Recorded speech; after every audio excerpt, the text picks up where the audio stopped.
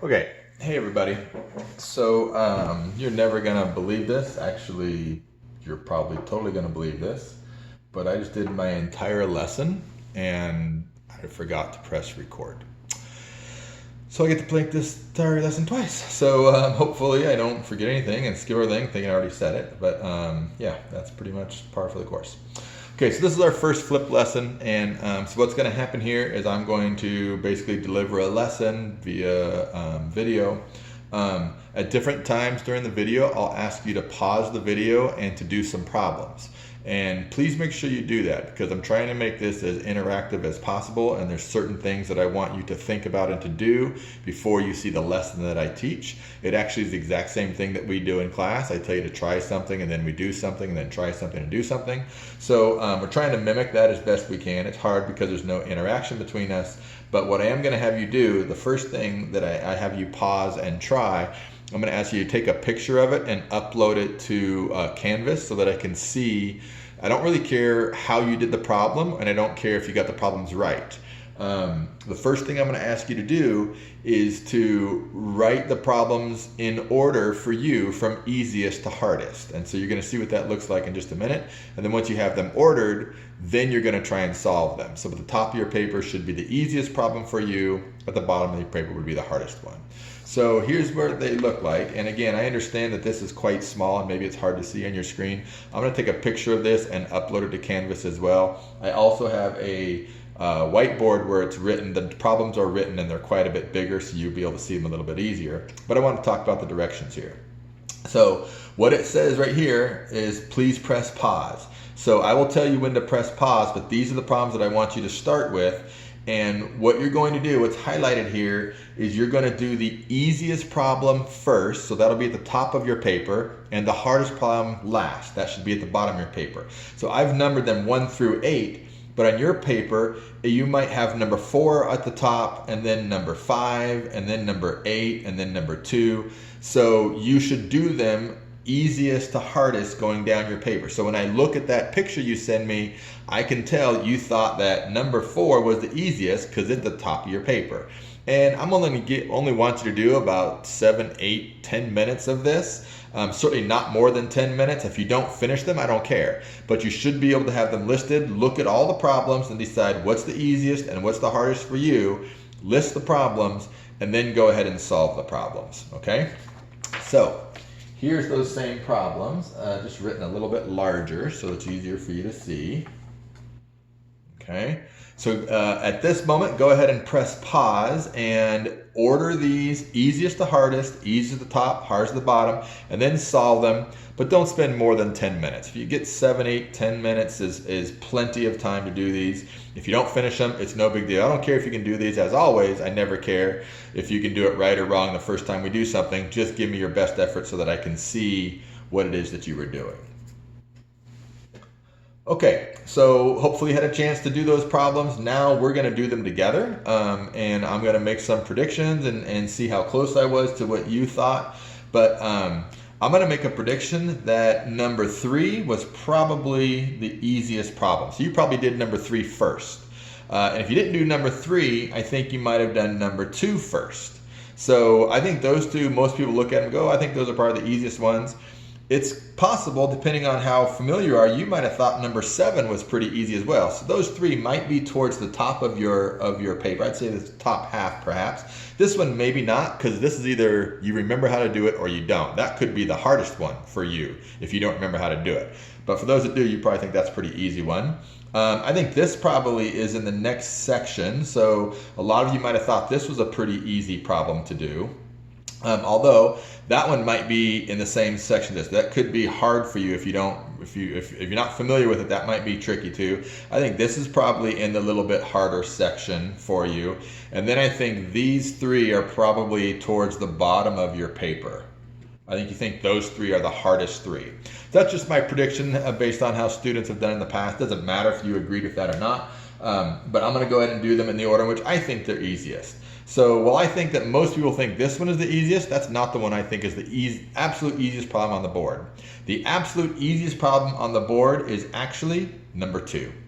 Okay, now In blue, I'm going to predict what many of you remember doing with these problems. You remember when you're adding whole numbers to fractions, what your teacher will tell you to do is to put a line under the whole number and put a 1 so that you can now find a common denominator.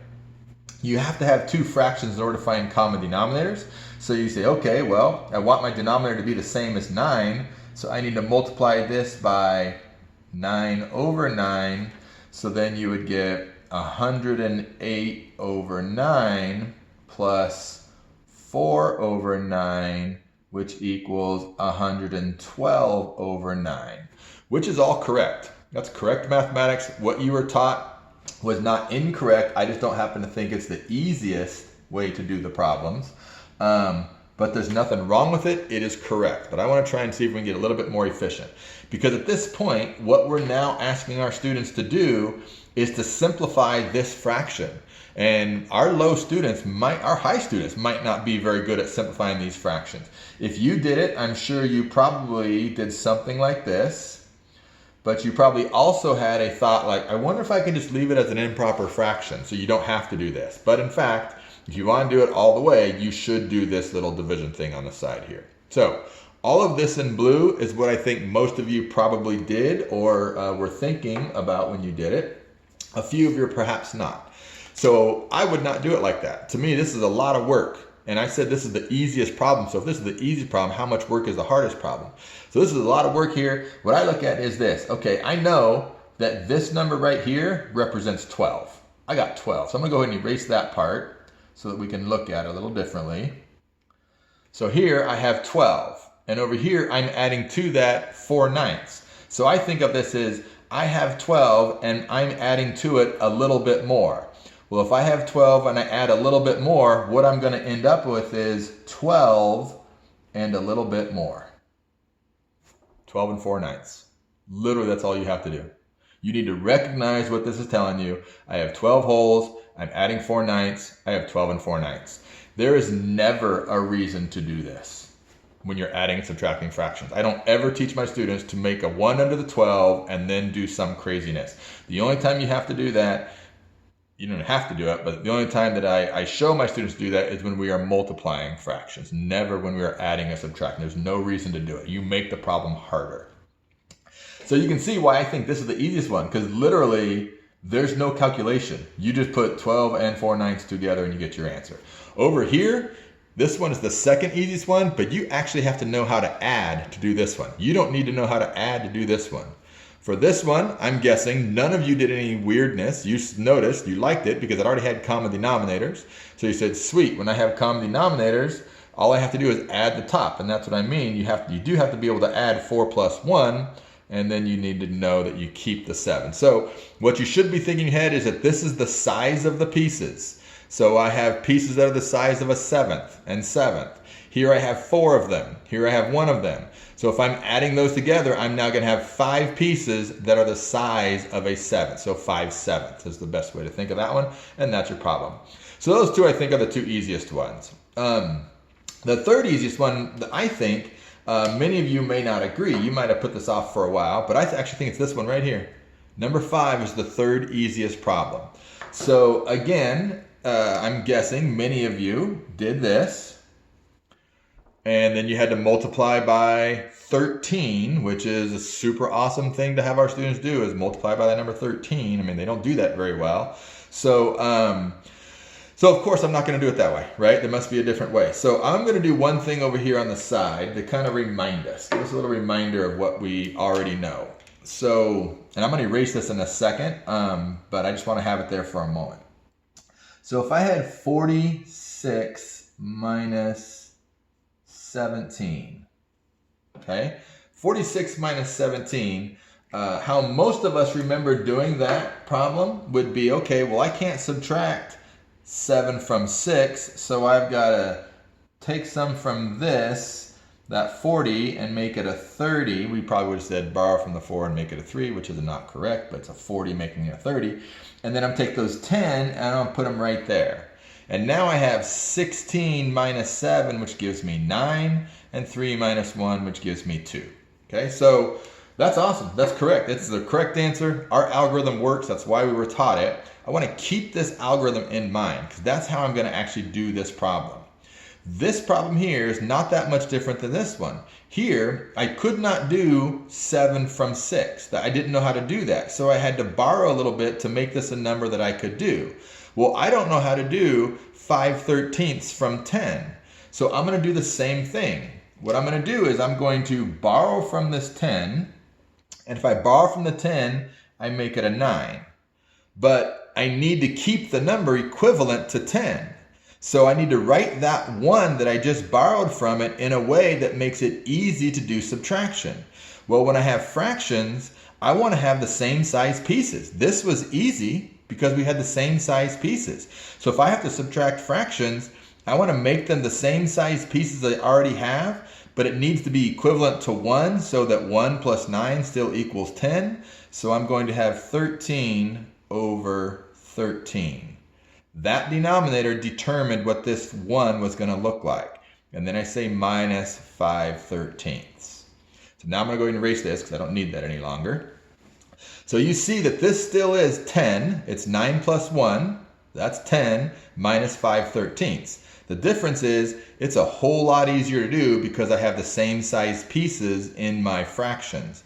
So I'm going to have 9 wholes still, and then 13 minus 5 gives me 8 over 13. So 9 and 8/13. So I just think that's the third easiest one. If you understand about how to borrow things and write them so that they're easy to do, that number 5 is not that hard of a problem. Okay? All right, so now the next problem that I'm going to move over to, I think, is number 4. I think number 4 is the next easiest compared to the ones that we have. Oh no, that's not true. Number 6, I didn't notice number 6 there. So number 6 is kind of easy because we have common denominators. So the only thing I need to do here is recognize what it has. Now again, I'm going to show in blue what I think some of you probably thought to do, or maybe actually even did. And you probably made this an improper fraction that went like this. This is the notation that I use for improper fractions.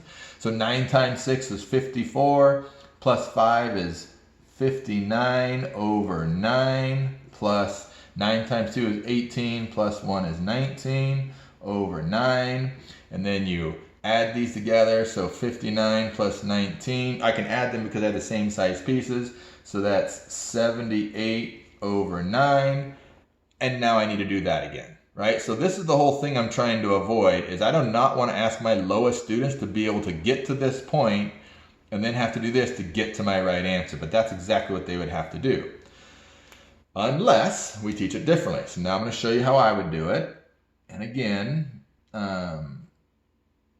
if you did it that way, fine, but let's see if this doesn't make more sense and I can convert you over to a different way. So what I'm going to do here is say, okay, what I know is I have 6 and I'm adding that to 2. I can always do that. I can always add my whole numbers together. 6 plus 2 is 8. And then I have 5/9 plus 1/9. So 8 and 5/9 plus 1/9 is equal to 8 and 6/9. Oh, there's supposed to be 4 from the other paper, but that's all right. Doesn't matter, because I didn't want you to have to simplify this. So leave it at 8 and 6/9. On this sheet, it's actually a 4 if you were looking at that one. Here, I wrote 5 for some stupid reason. Okay, but anyways, that's good. So I didn't want you to have to simplify that. So 8 and 6/9. That's all you have to do. You can add your whole numbers together, like that, and then just do the fractions separate. Works every time for all addition and subtraction problems. Simple. Okay? All right, next, we're going to go to number 4, which I said was probably the next one. But so in this one, now we're looking, oh shoot, we got to find common denominators, right? How do we find common denominators? So a lot of people do to find common denominators is they just say, they were taught that they can just multiply 12 times 8, and that'll give them a common denominator, which is true. You can multiply 12 times 8, and that gives you a common denominator. But it's not necessarily going to be the lowest common denominator, which means then kids have to start simplifying to get their answers right. So what I try and do is give them a way to do it that'll automatically get them to the smallest common denominator there is, the lowest common denominator. So what I have them do is they break the 12 and they break the 8 up into factors. And you're looking for factors that are the same in both 12 and 8. So I know that I can multiply 3 times 4 and 2 times 4. And the reason I pick 3 times 4 is because there's a 4 in 8. I don't want to do 2 times 6 because there's not a 6 in there. I don't want to do 1 times 12 because there's not a 12 in there. But there is a 4 that's in common to both, and that makes it helpful to me. So now all I need to do is I need to multiply this fraction by what this denominator has that one doesn't. So what I see is this one has a 2, but that denominator doesn't. So I'm going to multiply this fraction right here by 2 over 2. And then I'm going to multiply this fraction by what this one has. So this has a 2 and a 4. This one has a 2, 4, and 3. So that one needs to be multiplied by 3 over 3. And now I can multiply, and I get 2 times 5 is 10 over 2 times 4 times 3, which is 24, plus 3 times 1, which is 3, over 3 times 4 times 2, which is 24. And I now have common denominators, and I can add and get 13/24. Okay? So what you're going to hear me say a lot is multiply by what's missing. Multiply by what's missing. What this denominator was missing was the 2. What this denominator was missing was the 3. So I multiplied by what's missing. Then I multiplied by 1, 2 over 2 or 3 over 3, so that doesn't really change the value of that number. So it's just written in a different form. And that form is 3 over 24 or 10 over 24. I'm trying to get my common denominators so that I can add them together. All right? So that gives me to that one. You're going to hear me say that a lot. Now, there's 3 left. Number 7, actually, I put on there as kind of a distractor. It's totally different than the rest of these. We're going to talk about multiplication later, so I'm not going to address it today. So really, we only have 2 left, and I think they're equally difficult. So I put those towards the end as well, but they're not as difficult as you might think. Again, at this point, you're probably predicting a theme, or you have a theme going. What many, if not most of you might have done is you would have done this, and then this, so you're doing improper fractions. So here you would have gotten 353 over 10 plus 125 over 8. Look at the fantastic numbers you are asking your students to manipulate. That's crazy. We do not want to ask our students to try and manipulate these types of numbers. They're bound to make mistakes. So instead, let's keep the numbers reasonable. All right, so I'm going to go ahead and erase the blue here because that's not what we wanted to necessarily do. Again, while I'm doing this, remember, at any time you can pause, take a break if you need to, rewind it if you weren't sure what I said or what I wrote down, especially like this one here because I screwed that one up and wrote down the wrong problem, that one there, to figure it out. But